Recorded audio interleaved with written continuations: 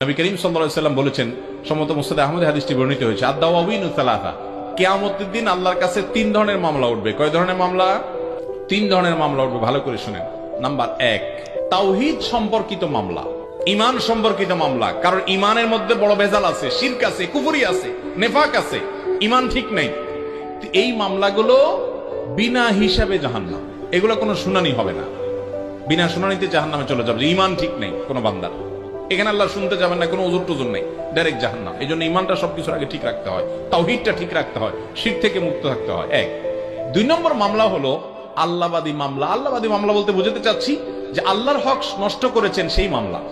আপনার নামাজের ত্রুটি আছে, রোজার ত্রুটি আছে, আপনার হজের ত্রুটি আছে, আপনার অন্য কোনো ইবাদতবন্দির ত্রুটি আছে, যদি এরকম মামলা হয় তো সেইগুলো আল্লাহ রাব্বুল আলামিন যাকে ইচ্ছা তাকে মাফ করবেন, আর কাউকে মাফ না করলে সে নির্দিষ্ট শাস্তি ভোগ করার পরে মাফ পাবে।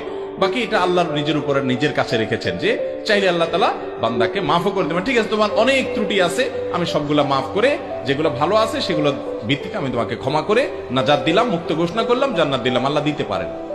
3 নম্বর মামলা যেটা বান্দার হক নষ্ট করার মামলা, এইটা ব্যাপারে আল্লাহ বলবেন না, এটা তো আমি শুনানি করব না, এটা যার হক নষ্ট করছো তার সাথে বুঝো।